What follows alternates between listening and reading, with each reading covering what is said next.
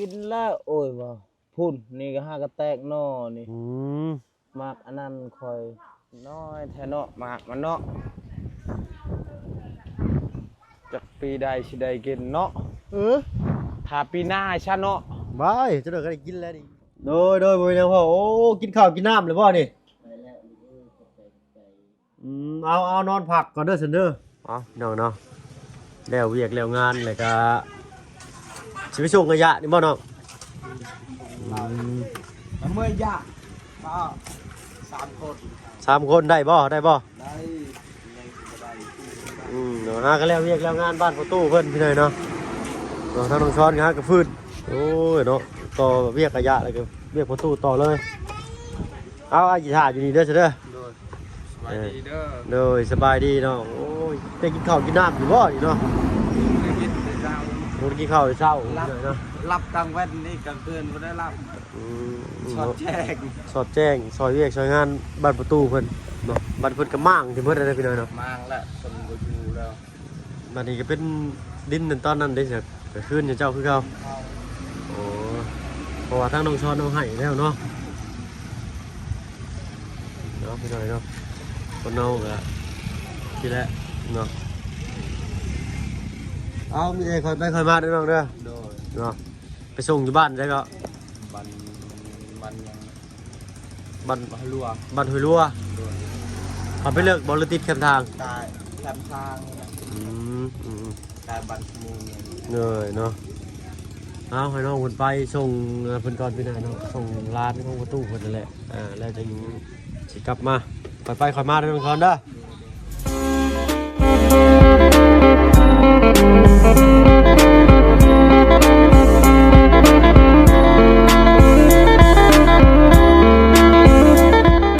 พี่นายเนาะเดี๋ยวผมสิมา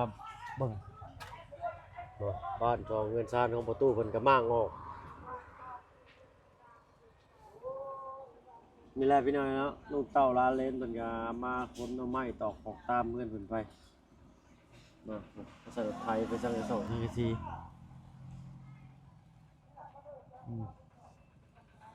เนาะแต่เก่าสิเห็นเพิ่นย่างวนเวียนทำความสะอาดรอบบ้านพี่น้อยเนาะโอ้ยว่ามาแล้วก็สงสารเพิ่นพี่น้อยเนาะเพิ่นแล้วเสร็จภารกิจแต่มื้อวานมื้อนี้พี่น้อยเนาะมื้อนี้มื้อวานนี้แต่มื้อนี้พี่น้อยเนาะบ่ได้มาเบิ่งบรรยากาศตอนที่เพิ่นพาไปเข้าป่าพี่น้อยเนาะขอโทษขออภัยนำหลายๆก็ยันมันเป็นการล่วงเกินเพิ่นนำแน่เนาะเฮาก็เลยบ่กล้าถ่ายบรรยากาศที่ตอนที่พาไปพี่น้อยเนาะเอารอถ่าทางน้องซ้อนเพิ่นไปส่งร้านพี่น้อยเนาะร้านประตูแล้วเอาก่อนอื่นเฮาเพิ่นพี่น้อยเนาะเฮาอากาศถ่ายเด้อพี่น้อยเนาะครับถ่ายสบายดีผู้ใหญ่ใจดีและ FC เบิร์ดทุกท่านที่เข้ามารับชมช่อง YouTube บ่เพิ่งเคยหลายคือเก่าเนาะว่าฝั่งไทยฝั่งลาวแล้วก็ทั้งฝั่งต่างประเทศก็ยินดีต้อนรับเข้าสู่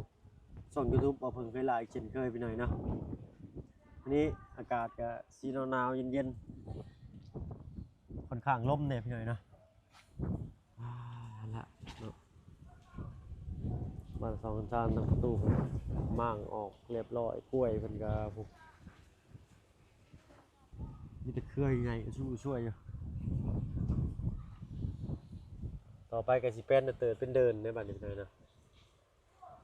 ลูกหลานที่ยังบ่ได้มาก็มาเห็นก็คือสิใจหายไปหน่อยหนึงพุ่นแหละพี่น้อยเนาะ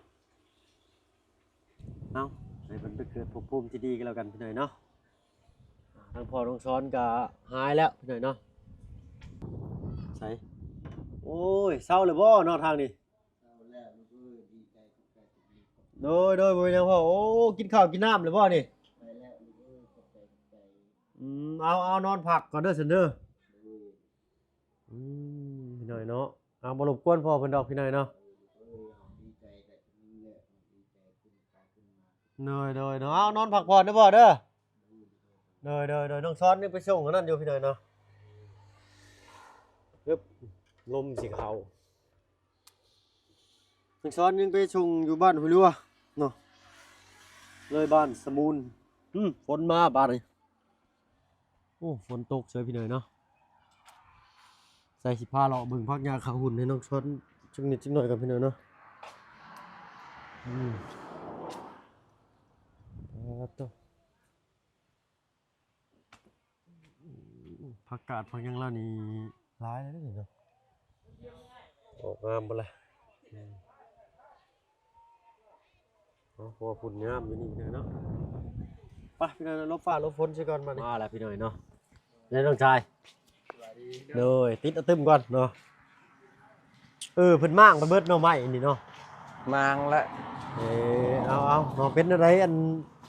น่าสิถามว่ามื้อที่เพิ่นเอาไปมื้อใดเพิ่นเอาไปมื้อนี้บ่หรือมื้อวานนี่ มื้อนี้ประมาณ9 โมง 10 โมง ไปแต่9 โมง 10 โมงพุ่น ไปในสวนเจ้านี่บ่ ฮะ เอาไป อยู่พุ่น อยู่เทิงพุ่นไปเลยเนาะน้ำเต็มเลยบ่จักฮะ ยังเดียวกันไปเลยเนาะลมซ้ำมื้อนี้ก็ได้โอ้ยไปได้พักหญ้าข้าวหุ่นเนาะ ด้วย สิเฮ็ดหยังบัดนี่ ได้เฮ็ดยังเมื่อย ฮะ เมื่อย เมื่อยเนาะเอาจันไปใช้นั่งลบกันดีๆดูดินี่เนาะเป็นไดอันจักมื้อจักวันซอยเวียกเพิ่นนี่เนาะ ก็ได้ซอยยังแล้ว บ่ตั้งแต่เพิ่นนำมาแล้วซอยเพิ่นจักมื้อล่ะ 2 มื้อ 3 มื้อ 2 มื้อ3 มื้อเนาะทางน้องซ้อนไปแฮงเป็นคนเฮือนใกล้ซ้ำบัดแฮงนอนก็บ่ได้ซอยเวียกเพิ่นเด้อนี่ ว่ากลัวบ่แต่เรายังบ่ได้ตายเพิ่นเผาเราเฮ็ดเฮาบ่ได้นอนได้สูงนัก ตอนเพิ่นยังตอนระยะเสียอะไรก็เฝ้าประตูเพิ่นต่อเลยเนาะ เผาประตูเพิ่นก็ประมาณ5 มื้อ 6 มื้อมื้อนั้นมื้อที่มันเสีย7 มื้อนี้ 7 มื้อพอดีพี่น้องอาทิตย์หนึงเต็มๆเลยจ้ะวะขึ้นไปเบิ่งทั้งตู้พ่อเมื่อกี้นี่เพิ่นเศร้าเลยเนาะหายดีแหละพี่น้อยเนาะ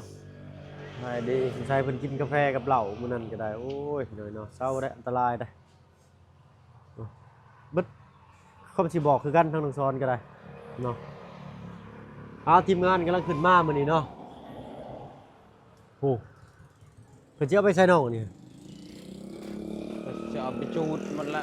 มานี่ได้ นี่ โอ้ตัวจะเอาไปจูดถิ่มมาเลยเนาะ จุดเทปน่ะเขาบ่ได้เอาของ มีชาวบ้านเอารถไทยมาแก่ไปอยู่พี่หน่อยเนาะ เขาอยากเฮ็ดฟืนเด้เขาอยากเฮ็ดไฟเตาถ่าน เพิ่นจะไปเฝ้าถ่านบ่อย มาม่างไปเฮ็ดเตาเผาถ่านเฉยพี่หน่อยเนาะเอามาดังต่อบาดนี่ โดย เนาะบ่เป็นหยังดอกเนาะเพิ่นก็ไปดีแล้วแหละพี่หน่อยเนาะโอ้ยเนาะเราทางทีมงานกำลังขึ้นมามีทั้งอาจารย์ลาวบ่าวบุญสารวัตรแล้วก็ทั้งลุงจันทร์เพิ่นเนาะขึ้นมาไปแล้วมาเต้าบ่โฮมกันอยู่พี่หน่อยเนาะตอนนี้ทางมาเพิ่นก็สิโหล้มเรื่องไม้ตอกของตามบ้าน2เงินชานของน้องต้นกล้าเลยโทรหาดังสร้างสายส่งไม้เพิ่นก็คนส่งไม้นั่นติดช่วงนี้เนาะกรมป่าไม้ออกลายเพิ่นว่าเนาะปีใหม่เด้ไอ้เข้าปีใหม่แล้วกรมป่าไม้ออกลาดตระเวนสายส่งก็อยากติดขัดหน่อยๆนึงบาดนี้แล้วกันหน่อยเนาะบ่ต้องห่วงเนาะเพิ่นเป็นอาชีพนี้อยู่แล้วเพิ่นหามาให้เฮาได้อยู่แล้วเนาะไม้ตอกของตามแต่เพิ่นก็ต้องเสียค่าด่านตุ้งด่านตรวจเรื่องแต่ละด่านได้พี่น้อยเพิ่นมาแต่ละเทื่อก็ได้เนาะว่าเพิ่นก็ตอบมาแล้วพี่น้อยเนาะเอาลองเบิ่งก่อนพี่น้อยเนาะลุ้นกันยังบ่ทันกินข้าวกินน้ำซ้ำโอ้ยแล้วกันพี่น้อยเนาะก็ตื่นแต่นอน ก็ตื่นแต่นอนเมื่อกี้นี่ก็ไปส่งเราเลย โดย โอ้ยทางอ้ายก็เฮ็ด power bank บ่บุญเชียพี่น้อยเนาะชื่อมาใส่เพิ่นก่อนมันบ่มีชุดอยู่นี่เด้มีแต่อันนี้บาดเหมือนกันน้อยชื่อมาใหม่นี่ ชื่อมาใหม่ผมอยู่ งามเนาะ งามแล้วมันจะใส่ดีหรือบ่แบต8%นึงใช่ล่ะใส่ดีอยู่ดอกตามเบิ่งนี่ก็ได้เนาะออกมาเมื่อเช้านี่ลืมโอ้ยนี่กะโคมได้เลยเด้อ ฮะ บิดโคมได้เลยเด้อ เฮ็ดเป็นโคมโอ้ยเนาะไปชื่อชายผิดแล้วซั่นเนาะ นับประกันอยู่เดือนหนึ่ง ว้าวยันมันคักตัวนี้หั่น ใช่ เขาไม่ได้ชื่อแบบนี้ยันมันคักออกหั่น หม ไป อ ซื้อ ก็ แต่มันดำหมันเลย มันบ่มีแล้วมีแต่แบบนี้ รุ่นหนึ่งนั่นมันแบบนี่นะมันเป็นอันนั่นมันเป็นอย่างนะเป็นเล็กเลย คักนะอันนี้แหละคักเลยพอได้ใส่นี่รถจะมีแต่เกือบ น้ำหอม น้ำหอมไอวินฟรัด โมเมนต์ได้นี่น้ำหอมจากผู้ใดส่งมาแต่เมืองนอกบ่ได้ใส่นี่ใส่มื้อนี้หอมมื้ออื่นกระเป๋ากระเป๋าในท้ายรถซิ่งจังนะเบิ่งอยู่ โดย หามาหมดเด้อพี่น้อยในกระเป๋าก็บ่เห็นบ่มีโอ้ยเนาะของค่อยถ่าทางทีมงานขึ้นมาอีกก่อนพี่น้อยเนาะบ่าวเจียงเพิ่นอยู่ไสเด้เนาะจุ่มแซวน้ำหมูเนาะ โดย มาแล้ววันนี้น้ำเนาะเย็นจะจ้อยเลยนี่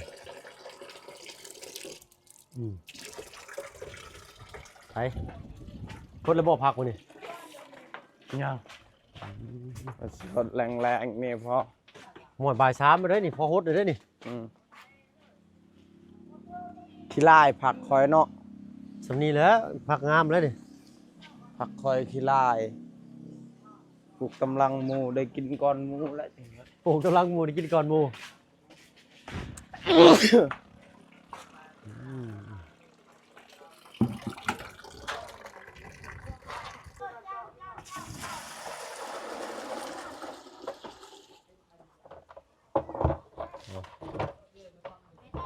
ผักคนงานชิก่อนไปได้บ่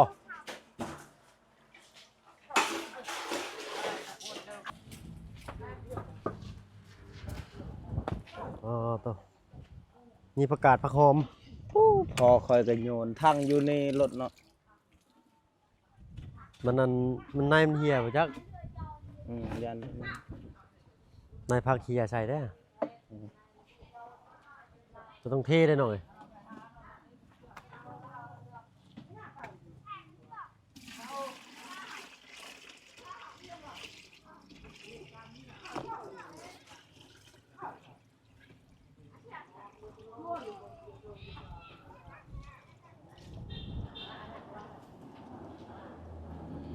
เฮ็ด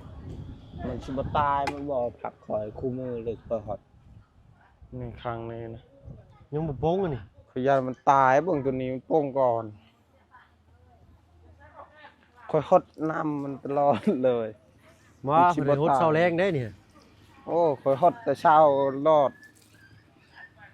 เช้าคอยหดตลอดว่ะ เพิ่นได้ฮดเช้าแรงพักฮดเบิดมือมันก็ตายแล้วบ่หักกันเน่าไอ้น้องช้อน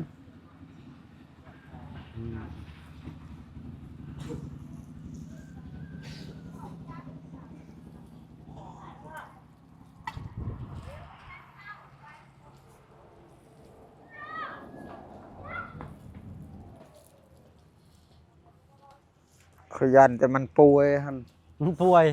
เบิ่งมันบ่ลุกเลย ยังบ่โป้งมันใช่ถึงในแมงมันก็บ่โป้งแน่น้องช้อน โอ้โหมันโป่งแล้วนี่หากระทอดนี่ แม่นได้ฮะเห็นบ่ นี่เบิ่งน้อยๆน้อยๆนี่โอ้หาก มัน ระ ก็ โป่ อง อกงอก ออกคือกัน ออกเบิดเลยดิ ออกคือกันคิดว่าบ่ได้ออกตายคอยเลยบ่ได้แดกผักอีก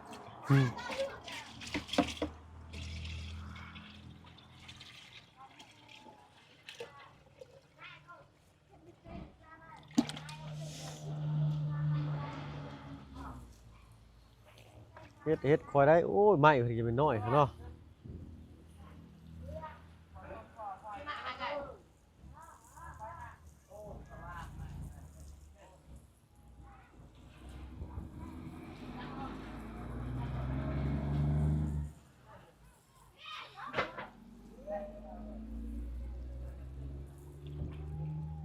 พอเนาะหดยังลายเนาะ เมื่อฮดสนี้ได้หน่อยฮดลายมันหากันเน่าเด้หมักแตงบ่น่ะปลูกจะคุ้มเนาะหมักแตงนี่ จักแหละมันบ่ได้โป่งมามันตายหมดกับจัก คอยปลูกไปเฮ้ยนั่นน่ะก็แม่นบ่ มันหมดละ อืม ขอยานมันช่วงนั้นคอยบ่ได้หดน้ำมันตาย ได้อยู่ดอกโอ้ยได้กินอยู่ดอก น้ำคัดๆเคินๆ ดินงามอยู่พี่เลยเนาะ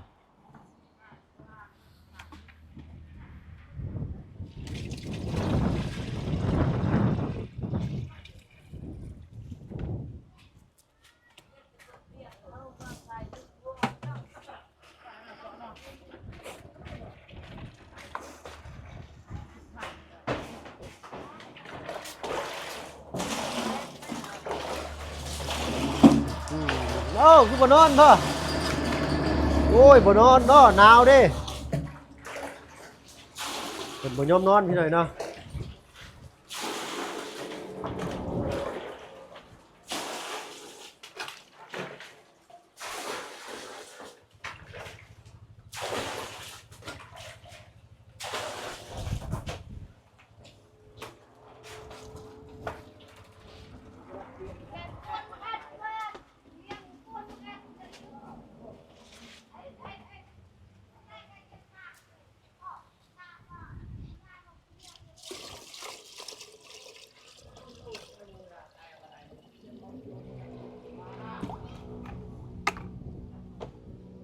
ผักบัวเวียดพี่หน่อยเนาะ บ่งพวกโบกูทอดนอเองมันเลย เป็นยังไงน้องชอน มันสิตาย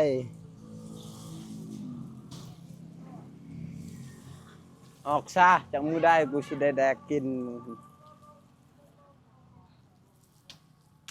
กูหดน้ำตลอดแต่กูยังบ่ได้กินเชยยันมันตายเนาะ มันบ่ตายดอกผักบัวนี่สิทนแดดทนร้อนได้อยู่พี่หน่อยเนาะพักอื่นนี่ถือบ่ได้กินน้ำมื้อหนึงนี่อยากไปเลยได้ไปเห็นในกระถางหลังบ้านเนาะพี่หน่อยเนาะทั้งลายมือบ่ได้ฮดก็ยังงามคือเก่า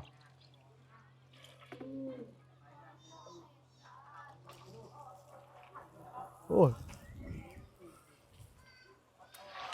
ต้นบักนาวต้องกดไปปลูกบ่อนใหม่น้ำเป็นน้องชอนเลย โดย มันจุ่มกันโพด จุมโพด ลมแห้งขึ้นไปเลยนะมื้อนี้ลมแปลกๆหนาวเย็นๆครับ หดตลอดน้ำจะหน่อยพักตายอีก ยันมันตายได้ข่อย มาตายดอกโอ้ย มันบ่มีบอลแหงจะหน่อยมันก็ตายเลย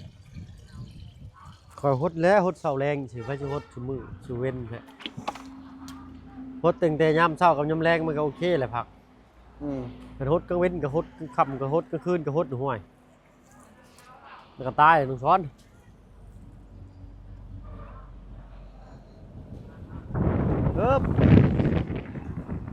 ลมแห้งกันไปเลยเนาะ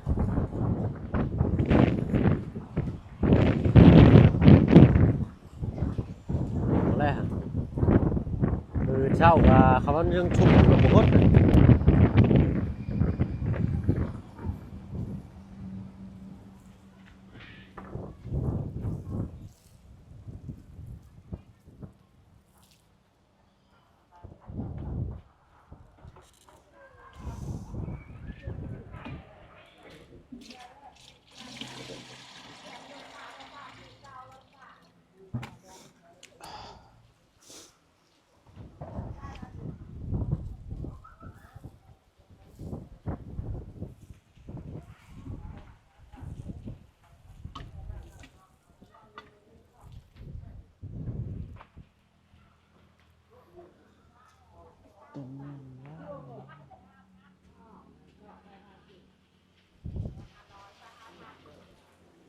สงแงดเนาะมื้อนี้เนาะ ชะงัดแล้ว ได้เป็นตาได้กินอยู่บ่ลุงซ้อน ฮะ เป็นตาได้กินอยู่บ่ อีหยัง พักเจ้าแล้วเป็นตาได้กินอยู่บ่วะ กินแล้วโอ้ยบ่พุ่นนี่ก็หากระแตกนอนี่ มักอันนั้นคอย มักแตงกวาคอย แป้งบ่ดอก โดย เอาดีแล้วมันแตกโหนเนาะ หากระเพิ่งแตกนอ สิได้แดกอยู่บ่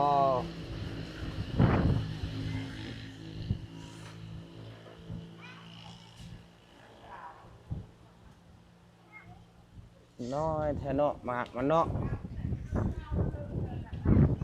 จักปีใดสิได้กินเนาะถ้าปีหน้าชะเนาะ บายจะได้กินแล้วนี่ช่องทิศ3ทิศจะได้กินแล้วนี่ ถ้าปีหน้าชะ พี่นาไม่ได้ปลูกกินใหม่นะน้องช้อน โดยถ้ากินปีหน้าละ โอ้พักนี่ขึ้นงามบ่นี่เรียบร้อยพักคนหยาเรียบร้อยบ่น้องช้อนตึ๊บโอ้ล่มเอ้าทำไมไผนี่ คอยยังเจอแล้วคอยยังบ่ได้มัดเนี่ยเอาเสือกมัดแบบคือข้างนั้นแทนมันงาม ให้มันแน่นบ่ นี่มันบ่ได้แน่นคอยบ่ได้มัดซื่อ เบิดแล้วบ่เสือกเจ้า ๆยัง เอ้าคันนั้นก็ลาบาลาลุงก่อนพี่น้อยเนาะบัดนี้ โดยสบายดีเด้อ พอกันคลิปหน้าพี่น้อยเนาะ โดย เอาขออนุญาตเข้าห้องน้ำข้างในก่อนไว้ละพี่น้อยเนาะขอบคุณพี่น้อยนะอัปเดตปันสองเงินซานบ้านประตูเพิ่นเลยครับอาการพอตรงช้อนเลยเบิ่งเนี่ยบ้านสองเงินซานระแวกใกล้เคียงพี่น้อยเนาะเอาสำหรับที่นี่เท่ากับตัวลาลงแล้วพี่น้อยเนาะผมพรคลิปหน้าสำหรับคลิปนี้ไปแล้วพี่น้อยเนาะสบายดี